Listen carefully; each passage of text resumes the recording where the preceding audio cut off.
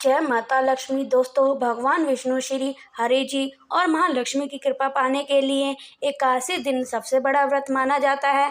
आपको बता दें कि मार्च को यानी बुधवार को अमल रंग की भरी एकादशी है। यह व्रत न केवल जीवन में सुख शांति, भौतिक सुख, ऐश्वर्य, धन संपदा, उत्तम जीवन साथी, कार्यक्षेत्र में सफलता प्रदान करता है, बल्कि मानव उपरांत मोक्ष भी प्रदान करता है। हर एकादशी व्रत का एक अलग और खास महत्व होता है। आज की इस वीडियो में बताएंगे गौ माता से संबंधित एक उपाय जिससे आपको मिल सकता है अक्षय कभी भी समाप्त होने वाला धन प्राप्त करने का वरदान। दोस्तों, अगर हिंदू धर्म की माने तो ऐसा माना जाता है कि गाय की सेवा अगर बिना लालच के की जाए तो घर में लक्ष्मी का वास होता है। वैसे तो युगों से चल आ रहा है कि गाय को हम कुछ न कुछ अवश्य खिलाते हैं। गाय को सनातन धर्म में लक्ष्मी का रूप भी माना जाता है।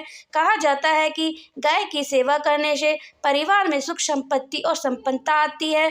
जिस घर में गाय की सेवा बिना किसी लालच के होती है उस घर में लक्ष्मी जी की कृपा हमेशा बनी रहती है, और जिस घर में गाय की सेवा नहीं होती उस घर में अचानक से किसी भी प्रकार की विघ्न बाधा आती रहती है।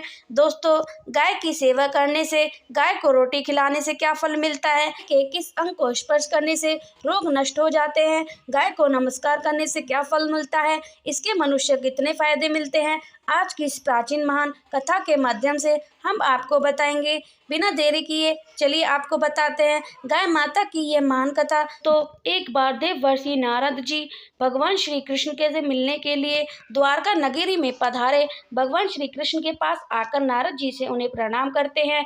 देववर्षि नारद जी को देखकर भगवान श्री कृष्ण प्रसन्न हो जाते हैं और पूछने लगते हैं, देववर्षि आपका द्वार में स्वागत है, आज किस प्रयोजन से द्वारका में आने का आपका अपने निर्णय लिया है। देववर्षि नारद हर्ष के साथ कहने लगते हैं, हे प्रभु, आप तो सब कुछ जानते हैं, फिर भी दास के पूछ रहे हैं, भला आपसे कोई बात छिपी हुई है, मेरे मन में क्या प्रश्न है, आपको भली भांति पता है। भगवान श्री कृष्ण कहते हैं कि हे देववर्षि, मैं आपकी दुविधा को जानता हूँ और यह भी जानता हूँ कि मैं आप समस्त मनुष्य जाति के कल्याण के लिए आज भी यहाँ पर पधारे हैं। आपके संकोच होकर मुझे आपके मन में जो भी प्रश्न है। फिर देवऋषि कहने लगे कि हे प्रभु, यदि आप चाहते हैं तो आपसे एक प्रश्न पूछने की चेष्टा करता हूँ। प्रभु, मैं आज पृथ्वी लोक का भ्रमण कर रहा था तो मैंने बड़ा ही विचित्र दृश्य देखा। मैंने देखा कि दुष्ट मनुष्य गाय को मार रहे थे, वहीं दूसरी ओर कुछ मनुष्य गाय की पूजा भी कर रहे थे। तो प्रभु, यह दृश्य देखकर मुझे बड़ी व्यर्थ हुई। मनुष्य खुद के स्वार्थ के लिए निष्पाप पशु का अत्याचार कैसे कर सकते हैं। हे प्रभु, मेरे मन में यह जानने की जिज्ञासा हो रही है, जो मनुष्य गाय की सेवा और उसकी पूजा करते हैं उसको क्या फल मिलता है, जो पापी गाय पर अत्याचार करते हैं उन्हें कौन सा दंड मिलता है। इस प्रकार से नारद जी द्वार पर पूछे जाने पर भगवान श्री कृष्ण मुस्कुराते हुए कहने लगे, हे देवऋषि, आपने बहुत ही उत्तम प्रश्न किया है। जो गाय को कष्ट देता है तो उसके पाप कर्मों के लिए नरक दंड अवश्य मिलता है, किंतु जो गाय की सेवा करता है उन्हें उत्तम लोकों की प्राप्ति होती है। गाय की सेवा करने से पृथ्वी पर परलोक में मनुष्य को कौन सा फल मिलता है, मैं आपको इस कथा के माध्यम से समझाता हूँ। हे देववर्ष, आप इस कथा को ध्यान से पूरा सुनिएगा, और इस कथा को जो भी मनुष्य सुनता है और इसका प्रचार करता है उसके समस्त पाप नष्ट हो जाते हैं, उसे धन की धन्य की प्राप्ति होती है और मृत्यु के बाद में मेरे धाम के लोक में जाता है। देववर्षि कहने लगे कि हे प्रभु, यह मेरे सौभाग्य है कि मैंने आपके मुख से मुझे यह कथा सुनने को मिल रही है। कथा को ध्यान से पूरा सुनूंगा और इसका मनुष्य में प्रचार भी करूंगा। भगवान श्री कृष्ण कहते हैं कि हे देवऋषि, प्राचीन काल की बात है कि पृथ्वी लोक पर वासुदेव मनुष्य के वश में एक दिलीप नाम का राजा होया करते थे। महाराज दिलीप धर्म का पालन करने वाले गुणवान, चरित्रवान तथा महान परिक्रमी थे। उन्हें धर्म पूर्वक पृथ्वी का पालन किया और अपनी प्रजा को सदैव ही प्रसन्न रखा। उनकी प्रजा सदैव उनसे संतुष्ट रहती थी। मगध देश की राजकुमारी सुगतशीना महाराज दिलीप की पत्नी थी। महाराज दिलीप और महारानी सुगतशीना बड़े ही प्रसन्नता में रहते थे, किंतु अनेक वर्ष बीत जाने के बाद ही महारानी के गर्भ से कोई संतान नहीं हुई। तब महाराज दिलीप एकांत में बैठकर सोचने लगे कि मैंने कभी कोई पाप नहीं किया और मैं सदैव ही धर्म के मार्ग पर चलकर ही सब कार्य के किए हैं, फिर भी मेरे दोष के कारण मुझे संतान प्राप्त नहीं हो रही है। इतना सोचकर वे बहुत चिंतित हो गए। फिर उनके मन में एक विचार आया कि इस समस्या का समाधान केवल गुरु वशिष्ठ जी ही कर सकते हैं। वे ही मेरे दोष के बारे में बताएंगे और पुत्र प्राप्ति के लिए कोई उपाय भी बताएंगे। इतना सोचकर महाराज दिलीप अपनी पत्नी के साथ गुरु वशिष्ठ जी के पास आश्रम में पहुंच गए। आश्रम पर वशिष्ठ जी नित्य कर्म, ध्यान आदि कार्य समाप्त करके अपनी अरुण धनपति के साथ बैठे हुए थे। उसी समय महाराज दिलीप रानी के साथ उनके पास जाते हैं और उनके दर्शन करते हैं। वशिष्ठ जी महाराज दिलीप का स्वागत किया और उनकी पत्नी अरुणता में महारानी का स्वागत किया और उनका कुशल मंगल पूछते हुए उन्हें आशीर्वाद दिया।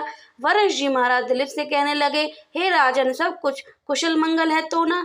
महारानी का आज अचानक वन में मेरी कुटिया में पधारने का क्या प्रयोजन है? किस कारण से एक महान सम्राट को अपना राजपाट छोड़कर इस वन में आना पड़ा? कुल के सभी महाराज पुत्र उत्पन्न करने उन्हें अपना राज सौंप कर तपस्या करने के लिए वन में चले जाते हैं, किंतु अभी तक जवान है, वह अपनी अपनी राज्य का कारभार संभाल रहा है। आपने अभी तक भी पुत्र उत्पन्न नहीं किया है और फिर भी आप ऐसा राजपाट छोड़कर वन में क्यों चले आए हैं? यह जैसे सम्राट को शोभा नहीं देता है। फिर महाराज दिलीप कहते हैं कि हे महर्षि, मैं आपके यहाँ पर तपस्या करने के लिए नहीं आया हूँ। गुरुदेव, मैं आपके पास सहायता मांगने के उद्देश्य से आया हूँ। कृपा कर मेरी सहायता कीजिए, मैं बहुत दुखी हूँ। फिर भी मैं महान अगस्त्य कहते हैं कि राजन, आपके जैसे महान सम्राट को भला किस बात की सहायता चाहिए, तो स्वयं सभी की रक्षा कर एवं सहायता करने में समक्ष हैं। महाराज दिलीप कहते हैं कि गुरुदेव, मैं आपके पास यह जानने के लिए आया हूँ कि किस दोष के कारण मुझे अभी तक पुत्र की प्राप्ति नहीं हुई है। कृपा करके आप अपने दिव्य शक्ति से जानकर मुझे मेरा दोष बताइए और उस दोष के निवारण के लिए उपाय भी अवश्य बताइए। पुत्र के बिना मेरा जीवन व्यर्थ हो जाएगा, मुझे मुक्ति नहीं मिलेगी। तब महान अगस्त्य कहते हैं कि हे राजन, यह तो आश्चर्य की बात है कि मैं अवश्य आपकी सहायता करूंगा। फिर महर्षि अगस्त्य अपनी दिव्य दृष्टि से महाराज के भूतकाल को देखने लगते हैं तो उन्होंने राजा की एक भूल के बारे में पता चला। महर्षि अगस्त्य महाराज कहते हैं कि हे राजन, आपसे एक बड़ी भूल हुई है जिससे आपको ज्ञान नहीं है।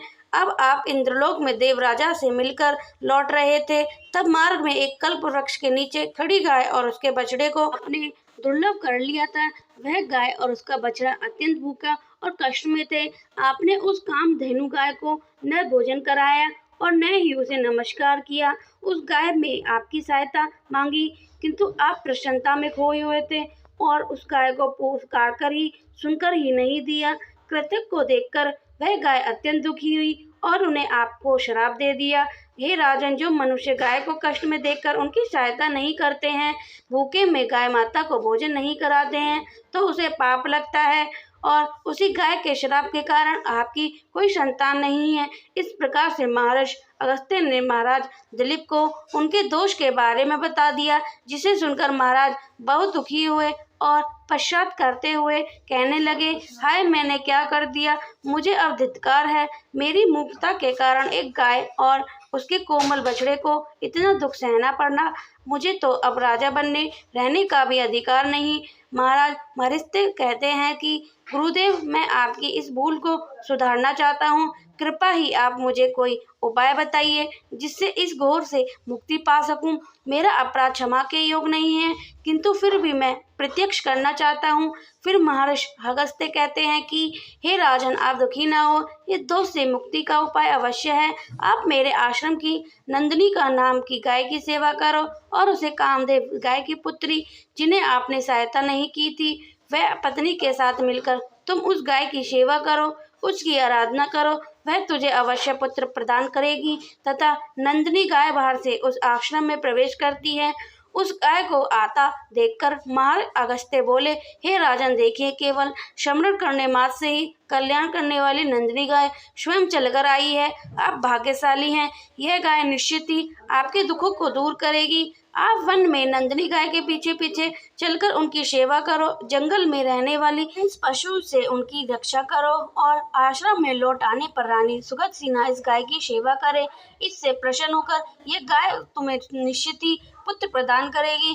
फिर महाराज दिलीप ने ऐसा ही करने का वचन दिया और फिर दूसरे दिन सुबह महारानी ने गाय की पूजा और महाराज उस गाय को चराने के लिए वन में लेकर गए। जब वह गाय चलने लगी थी है तो महाराज पीछे पीछे इधर उधर से हरी हरी घास लाकर गाय को खिलाने लगते हैं। जब वह गाय किसी वृक्ष के नीचे बैठ जाती है तो महाराज उसके साथ बैठकर विश्राम करते हैं। महाराज उस गाय के शरीर से डांस और मच्छरों में हटके के और अपने हाथों से मस्तक को हिला कर देते हैं। इस प्रकार से महाराज उस गाय की सेवा में लग रहे थे। तब शाम हुई तो महाराज उस गाय के आश्रम में लौटे। आश्रम में पहुंचे ही गाय ने खुरे से महाराज के पर धूल उड़ा दी, जिससे महाराज का शरीर पवित्र हो गया और उसके सभी पाप नष्ट हो गए। फिर महारानी सुगतसिन्हा ने आगे आकर नंदिनी अग्नि की सेवा विधि पूर्वक उस गाय को पूजा किया तथा बराबर उसके चरण में मस्तक झुकाए। फिर उस गाय की प्रतीक्षा करके हाथ जोड़कर वह आगे खड़ी हो गई और फिर उस गाय ने उसे रानी की पूजा को स्वीकार किया और रानी अपनी दृष्टि हटाकर उसके भी सभी दोष समाप्त कर दिए। गाय की दृष्टि पड़ते ही रानी अत्यंत पवित्र हो गई। इस प्रकार से महाराज दिलीप और उनकी नंदिनी गाय की सेवा करते हुए 20 दिन जब बीत गए। 21वें दिन महाराज जब गाय को लेकर वन चले गए तो वह गाय चलते चलते हिमाचल पर्वत पर चली गई। महाराज भी उसके पीछे पीछे चले गए और उस पर्वत पर खड़े होकर महाराज उस हिमालय पर्वत की सुंदर को निहार रहे थे। इतने में ही एक शेर ने आकर उस नंदिनी गाय को बलपूर्वक दबोच लिया।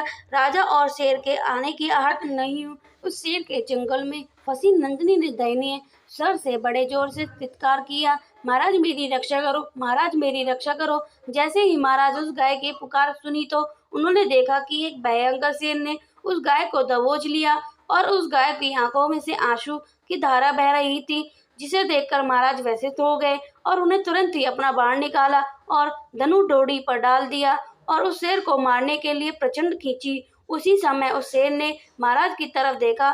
शेर की दृष्टि पड़ते ही महाराज का शरीर स्वत हो गया और उनकी शक्ति क्षीण हो गई। उनका सारा बल नष्ट हो गया। अब उनके अंदर उस बाण को छोड़ने की भी शक्ति नहीं रही। फिर वह इस शेर को उस महाराज से बोलने लगा, हे राजन, मेरे ऊपर प्रहार तुम्हारे बस की बात नहीं है। भगवान शिव मेरे ही पीठ पर बैठकर नंदी पर बैठे थे, इसलिए तुम्हें मारने की चेष्टा मत करो। यहाँ से लौट जाओ।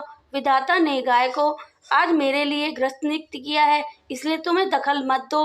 मैं जानता हूँ कि सूर्यवंश जन्मे हुए राजा दिलीप हो। इस हिमालय पर्वत पर भगवान शिव की बड़ी महिमा फैली हुई है, इसलिए तुम तुरंत ही यहाँ से निकल जाओ। फिर महाराज बोलने लगे, मृग महाराज, कृपा आप इस गाय को न मारो। यह मेरी वशिष्ठी संपूर्ण मनोरथ को पूर्ण करने वाली नंदिनी गाय है।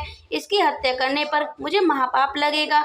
गुरुदेव ने मुझे इसकी रक्षा करने की और सेवा करने का आदेश दिया है। इस गाय का बछड़ा भी है जो आपकी इस राह देख रहा है। मैं इस गाय को मारने के लिए छोड़कर नहीं जा सकता। तुम भगवान शिव के सेवक हो, इसलिए तुम्हारे हाथ गाय को छुड़ाने में मेरा असंभव है। इसलिए मृग महाराज, मेरी आपसे विनती है कि आप इस गाय को जीवन दान दे दो। गाय के बदले मैं तुम्हें अपना शरीर समर्पित करता हूँ, जिससे तुम्हारी भूख भी शांत हो जाएगी, इस गाय की रक्षा भी हो जाएगी और मेरे वचन का पालन भी हो जाएगा। साथ ही गो रक्षा के लिए प्राण त्यागने से मुझे उत्तम गति की प्राप्ति होगी। इतना कहकर महाराज उस शेर के सामने हाथ जोड़कर बैठ गए। उसे आंखें बंद कर फिर अचानक से राजा के कानों में स्वर पड़े बैठे हुए, मैं तुम्हारी सेवा अत्यंत प्रसन्न हूँ। यह सुनकर महाराज उठ गए और उन्हें अपने सामने उस गाय को देखा और वह शेर से कहीं दिखाई नहीं दे रहा था। तब वह नंदिनी गाय राजा दिलीप से कहने लगी, हे राजन, मैं अपनी माया से शेर का स्वरूप धारण किया था, तुम्हारी परीक्षा ली थी, आप उसमें सफल हो गए हैं